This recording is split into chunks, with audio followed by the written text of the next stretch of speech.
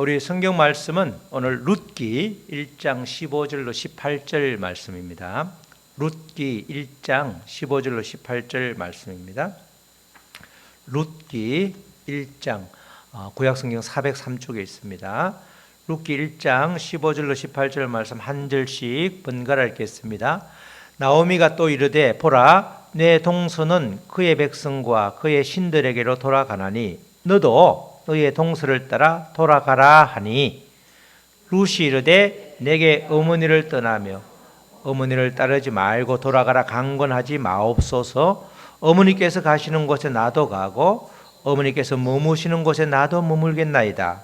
어머니의 백성이 나의 백성이 되고 어머니의 하나님이 나의 하나님이 되시리니 어머니께서 죽으시는 곳에서 나도 죽어 거기 묻힐 것이라.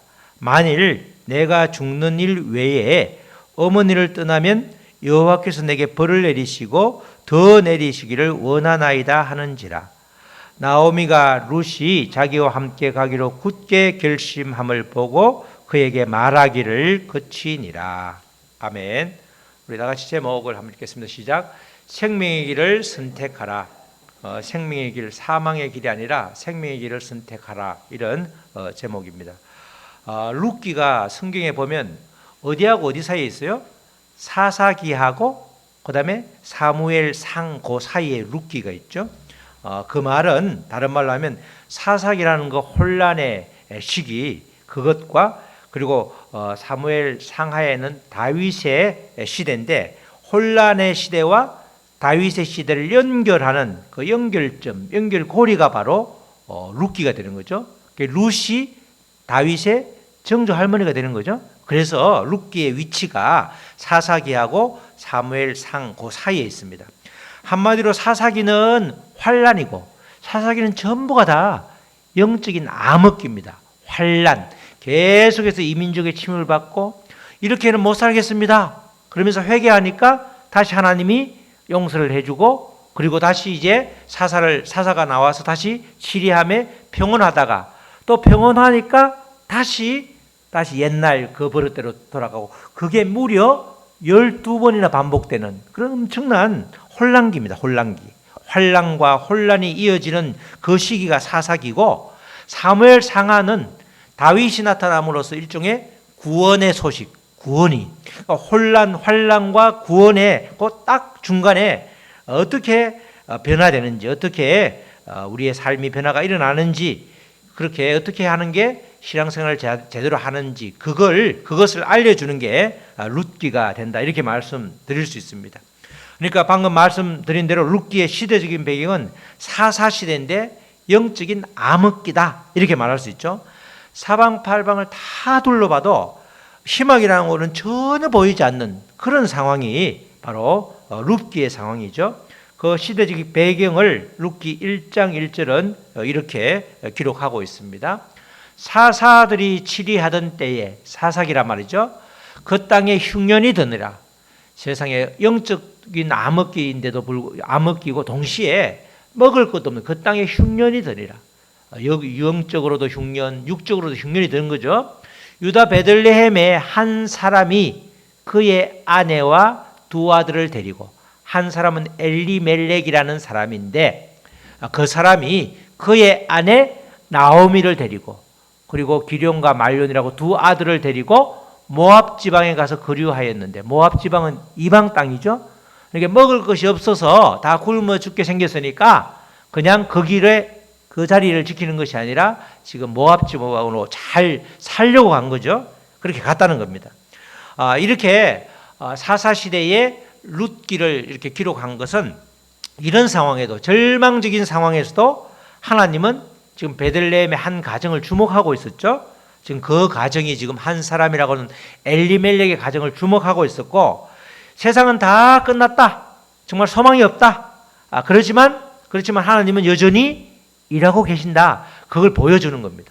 지금 전부 다 암흑기인데 탁 스포트라이트가 베들레헴의 한 가정을 탁 비춰주는 거예요. 그 한 가정 이야기가 룻기인데 한 가정의 개인적인 이야기가 아니라 정말 시대를 연결하는 암흑기와 구원, 환란과 구원을 연결하는 그 중간에 지금 룻이라는 사람이 있게 되는 거죠. 이렇게 하나님은 이방 여인 룻을 통해서 결국은 다윗을 태어나게 했고 이 다윗으로 말미암아 육신을 입고 예수님께서 오신 거죠. 그래서 룻기의 맨 마지막에 결론적으로 마지막 절 21절 22절 4장 21절 22절 이렇게 기록해 놓고 있죠. 살몬은 보아스를 낳았고 보아스는 오벳을 낳았고 보아스의 아내가 누구죠?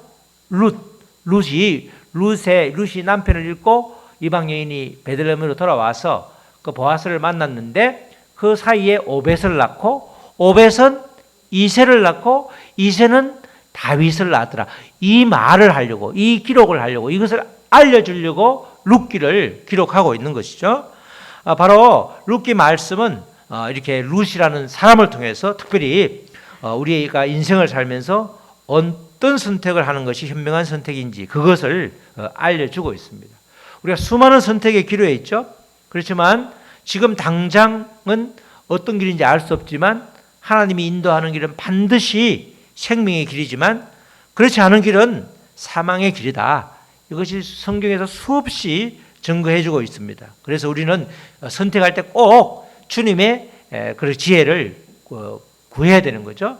우리의 마음이 평안하지 않다 이러면 스톱을 해야 되는 거죠. 자, 이렇게 사사시대에 특별히 어느 시점에서 베들레헴에 큰 흉년이 들었다고 지금 말하고 있죠.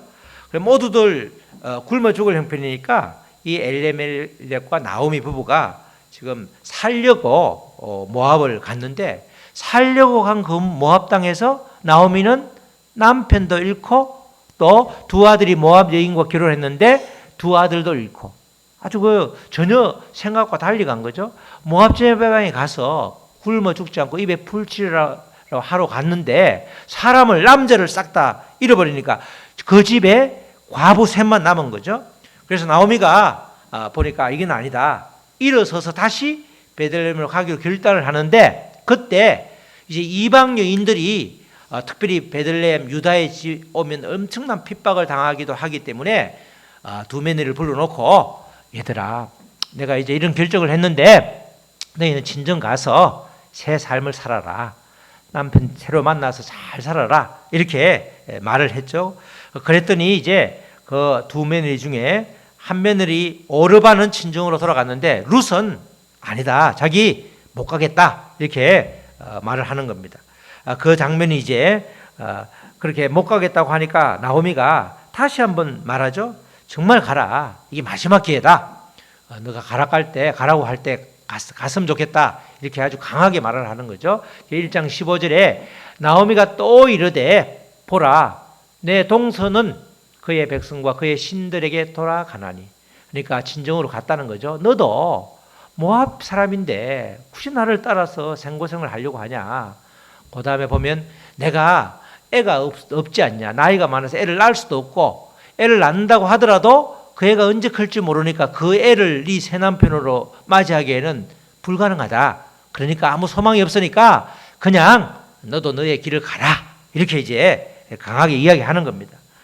그 당시에는 요새는 우리 같은 나라는 우리는 이렇게 다민족 국가가 이제 되고 있는데 사실은 뭐 이주민이든 어디든 외국 사람들이 와서 시골도 꽤 많죠. 여러 가지 그런 이제 자연스럽게 그것이 우리가 수용이 되고 있는데 그 당시만 해도 외국 사람이 그 땅에 베들레헴에 유다 사람이 아닌 사람이 이방인이 오는 것은 굉장히 어려운 일이었단 말이죠. 특별히 유대인들은 그 선민사상이 심하기 때문에 배타적이라서 쉽게 적응할 수 없는 그래서 정말 어려움이 예상되었기 때문에 정말 강하게 정말 너무나 사랑하기 때문에 돌아가라 이렇게 말을 했던 거죠. 그렇지만 그 룻은 결코 돌아가지 않고 확실하게 이 시어머니를 따라가는 그런 결정을 하게 되죠. 16절 17절 우리가 읽었던 말씀에 룻이 이르되 내가 어머니를 떠나며 어머니를 따르지 말고 돌아가라 강권하지 마옵소서. 제발 그렇게 강하게 이제 강권하지 말아라. 어머니께서 가시는 곳에 나도 가고 어머니께서 머무시는 곳에서 나도 머물겠나이다. 그 이어지는 구절이 룻기의 제일 핵심적인 구절인데 어머니의 백성이 나의 백성이 되고 어머니의 하나님이 나의 하나님이 되시리니 17절 어머니께서 죽으시는 곳에서 나도 죽어 거기 묻힐 것이라. 만일 내가 죽는 일 외에 어머니를 떠나면 여호와께서 내게 벌을 내리시고 더 내리시기를 원하나이다 하는지라. 이렇게 말하는 겁니다. 얼마나 시어머니 나오미가 모범을 보였길래 정말 룻은 뜻을 굽히지 않죠. 시어머니가 배울 게 하나도 없으면 무슨 이유로 따라가겠어요. 정말 남편보다 시어머니가 더 좋은 사람이 된 거죠. 정말 얼마나 이 자식도 없고 아무도 없는데 이 룻이 나오미를 따라가겠다고 이렇게 결정하는 것은 그만큼 시어머니 나오미의 그런 신앙생활을 통해서 정말 감동을 받았다. 그거밖에 말할 수 없는 겁니다. 이 사람이 선한 마음으로 갑자기 그냥 이 시어머니 아니면 안 되겠다 이렇게 말하는 것은 선한 마음이 갑자기 들은 것이 아니라 나오미의 삶 자체가 정말 믿음에 근거해서 이렇게 모압으로 간 것이 잘못된 선택이구나 바로 깨닫고 두 아들과 남편을 잃고 거기서 절망하는 것이 아니라 다시금 베들레헴으로 올라가게 되는 그런 결단을 하는 것을 보면서 여러 가지를 통해서 감동을 받았기 때문에 이렇게 떠나지 않게 되는 거죠. 내가 죽는 일 말고는 어머니를 떠날 일이 절대 없습니다. 그러면서 어머니가 모시는 하나님이 나의 하나님이고 어머니가 섬기는 백성이 나의 백성입니다. 이렇게 확실하게 말하니까 나오미도 더 이상 강권하는 게 오히려 며느리에게 미안한 그런 마음이 들었기 때문에 더 이상 이야기를 하지 않습니다. 그래서 얼마나 확실한지 다시 한번 1장 18절에서 그렇게 얼마나 굳은 결심을 하는지 그대로 알려주죠. 나오미가 룻이 자기와 함께 가기로 굳게 결심함을 보고 다시는 그에게 말하기를 그치니라. 이제 말 안 하는 거죠. 더 이상 말해서는 안 되겠다. 이렇게 이야기를 하는 겁니다. 이처럼 룻의 결정은 그녀의 고집이 결코 아니었습니다. 1차적으로는 시어머니 나오미가 정말 불신 며느리 룻에게 얼마나 믿음의 본을 보여주었는지 그것을 알 수 있고 그로 인해서 감동을 받았기 때문에 이렇게 이런 결정을 하게 된 거죠. 역시 믿음은 삶으로 드러내는 것이 가장 좋고 또 그게 가장 전도에 좋은 증거가 되는 것이죠. 내가 하나님을 친히 만남으로써 내가 만난 하나님, 우리가 간증을 할 때도 주로 내가 만난 하나님이 살아계신다 그 이야기를 하는 거죠. 내가 보니까 옆집에 누구가 있는데 그 사람이 만난 하나님이 이렇더라 이러면 감동을 별로 못 받는 겁니다.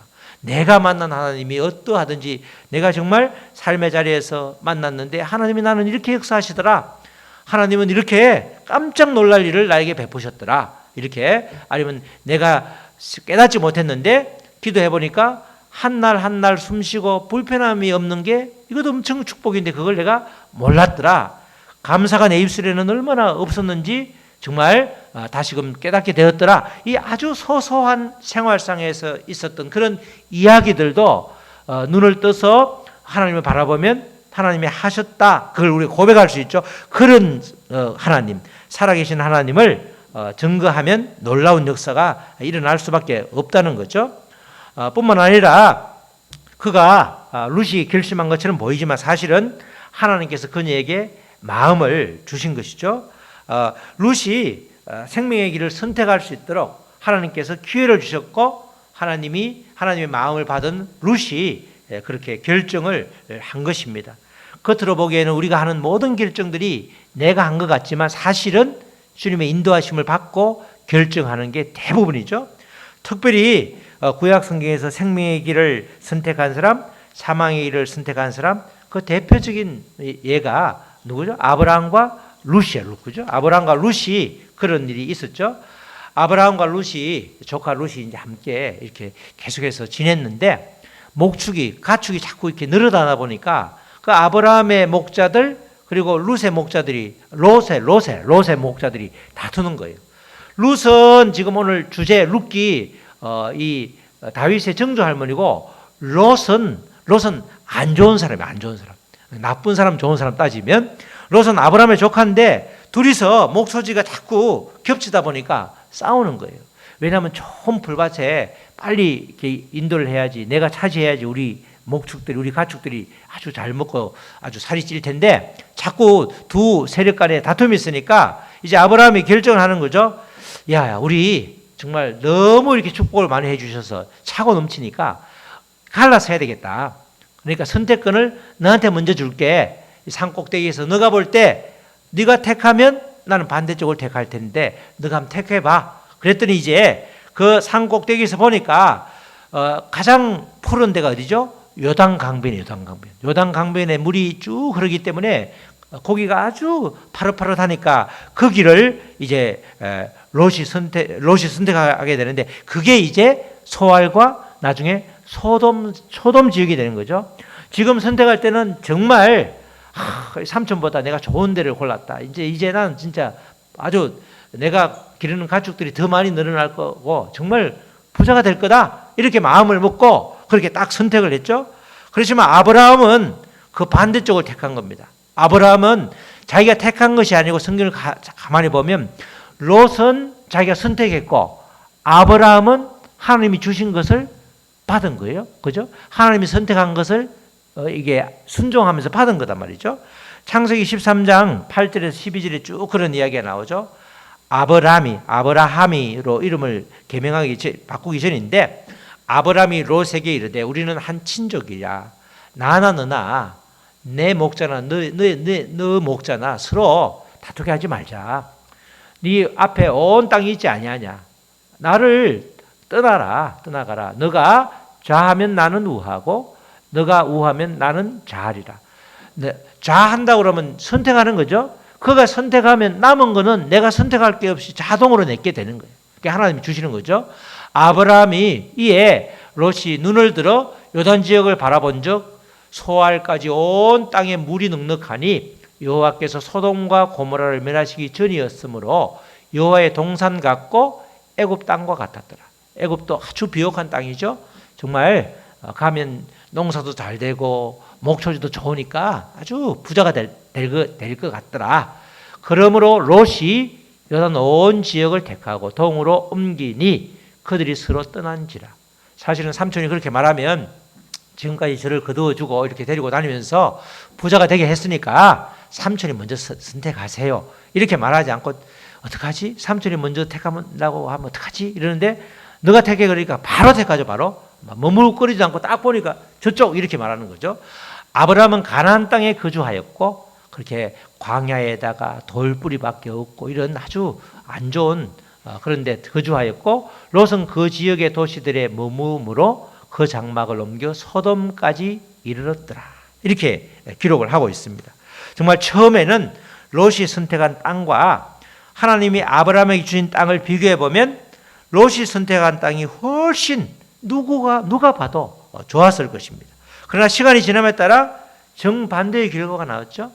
결국 나중에 이렇게 롯이 엄청난 어려움을 겪고 그 롯을 구하러 아브라함이 거기 자기 가병들을 이끌고 가서 구해오는 장면을 보게 되는데 결국은 조카 롯이 선택한 땅은 내가 선택함으로 인해서 나중에 보니까 사망의 길이 되었고 아브라함에게 주신 땅은 하나님이 주셨기 때문에 생명의 땅이 된 거죠. 롯은 자기가 거느리던 목자를 데리고 간 그 소돔 그게 후일 어떻게 되는지 전혀 몰랐습니다. 알았다면 결코 그것을 택하지 않았을 것입니다. 당장 눈에 보기에 물이 많아서 푸릇푸릇한 그 목초지가 당장은 생명의 길처럼 보이지만 결국 사망의 길이었다. 그래서 아무것도 모르고 선택한 롯의 결정은 정말 패착이었다. 이렇게 말할 수 있는 거죠. 그러나 아브라함은 자기가 스스로 택한 것이 아니라 하나님이 택하여 주신 것으로 움직이기 때문에 그 길은 바로 생명의 길이었다. 이렇게 단언할 수가 있는 겁니다. 지금 모압 여인 룻이 바로 이런 생명의 길을 택한 것이죠. 그 당시에 사람들에게 누구한테 물어봐도 주변에 나 어떻게 하면 좋지? 나 남편도 없고 자식도 없고 지금 우리 시어머니는 아기도 못 낳는데 그게 아무 소망이 없는데 어떡하냐? 인정받아서 가야 되냐 말아야 되냐? 주변 사람한테 물어봤으면 아무도 가라고 하지 않았을 텐데 하나님께서 주신 마음대로 순종하니까 그가 이제 시어머니를 택할 수 있고 또 이 모압에서 볼 때는 이방 땅 베들레헴에 갈 수 있었단 말이죠. 그 시어머니의 하나님을 모압에서 모시는 신이 아니라 시어머니가 모시는 그 하나님을 나의 하나님으로 받아들이는 믿음의 결단을 하게 된 것입니다. 이처럼 우리들도 날마다 결단을 해야 되는 문제에 부딪혀 있습니다. 때로는 그 앞에 무슨 일이 일어날지 아무도 알 수 없기 때문에 우리가 막연한 불안감도 얼마든지 있겠지만은 하나님을 신뢰하는 그 굳건한 믿음으로 결단을 하면 하나님께서 한 걸음 한 걸음 우리의 손을 붙잡고 가장 복된 길로 인도해 주시는 것이죠. 내가 아니라 나를 구원하신 하나님을 절대적으로 신뢰함을 바탕으로 신앙적인 결단을 할 때 정말 주님은 놀라운 결과를 예비해 주시는 것입니다. 올 한 해도 정말 우리에게는 결단의 시간들이 시시각각 우리에게 다가올 텐데 그때마다 루처럼 결정해야지 롯처럼 결정하는 것이 아니다. 그래서 우리의 선택이 정말 주님이 함께 하심이 드러나는 그런 선택이 되어야 될 것입니다. 우리 사랑하는 성도 여러분, 모압 여인 룻처럼 그리고 믿음의 선진 아브라함처럼 주님을 신뢰함으로 내린 결정이 생명의 기름을 확신하고 나아가시기를 축복합니다. 신앙적인 결단을 할 때 반드시 살아계신 하나님이 함께 하심을 믿고 담대하게 나아가야 하는 것입니다. 앞으로도 우리 앞에 끊임없이 선택의 문제가 놓이게 될 때마다 롯의 선택을 떠올리면서 또 룻의 선택을 떠올리면서 우리가 어디로 가야 될지 아주 확실한 믿음의 결단과 함께 주님의 도우심을 구해야 되는 것이죠. 정말 올 한 해도 주님의 관점에서 기로에 서 있을 때마다 주님이 주시는 마음으로 지혜로운 선택을 해서 우리 모두가 다 생명의 길로 가는 복된 시간들 되시기를 주님의 이름으로 축복합니다. 아멘. 우리 다 같이 기도하시고 성찬하시겠습니다. 우리 기도하시겠습니다. 주신 말씀 붙들고 기도할 때 하나님 우리가 룻처럼 정말 생명의 길을 선택하게 하여 주시옵소서. 정말 롯처럼 사망의 길을 선택하는 것이 아니라 룻처럼 생명의 길을 선택해서 우리가 이 땅을 살아갈 때 정말 주님의 기쁨이 되게 하여 주시옵소서. 우리 다 같이 잠시 기도하시겠습니다. 하나님 아버지 감사합니다. 아버지 신년 아버지 첫째 주에 아버지 룻의 말씀을 우리가 나누었습니다. 정말 아버지 이방 여인이었지만 그러나 그가 정말 다윗의 증조 할머니가 되었고 그 다윗을 통해서 예수님의 족보가 아버지 이어지게 됐는데 정말 엄청난 이방 여인으로서의 결단이 믿음의 결단이 정말 영원한 하나님 나라를 이루는 초석이 되었습니다. 아버지 한 여인의 결단이지만 한 이방 여인의 결단이지만 그의 결단이 생명의 길이 되었습니다. 생명의 길은 내가 선택하는 것이 아니라 주님이 마음을 부어주심에 주님의 선택을 내가 순종하는 것입니다. 우리의 삶이 이런 아버지의 순적한 삶이 될 수 있도록 주여 도와주시옵소서. 지금 당장은 아버지의 희망이 없고 소망이 없어 보이지만 주님이 인도하는 길은 반드시 생명의 길이고 물된 동산처럼 아버지 풍성한 기름을 믿고 나아가는 올 한 해 또 우리의 일생이 될 수 있도록 주여 도와주시옵소서. 하나님 아버지 감사합니다. 언제나 우리 앞에는 생명의 길과 사망의 길이 놓여 있습니다. 아버지 주님의 인도하심을 받으면 누구든지 생명의 길로 갈 수 있지만 내 마음대로 선택하면 반대쪽의 길을 가는 것이 성경이 주는 말씀이 주는 교훈입니다. 우리 올 한 해 아버지 주님께서 온전히 아버지 룻처럼 생명의 길을 선택해서 주님의 주신 복을 마음껏 누리는 복된 우리 모두가 될 수 있도록 축복하여 주시옵소서. 감사하며 예수님의 이름으로 기도드렸습니다. 아멘.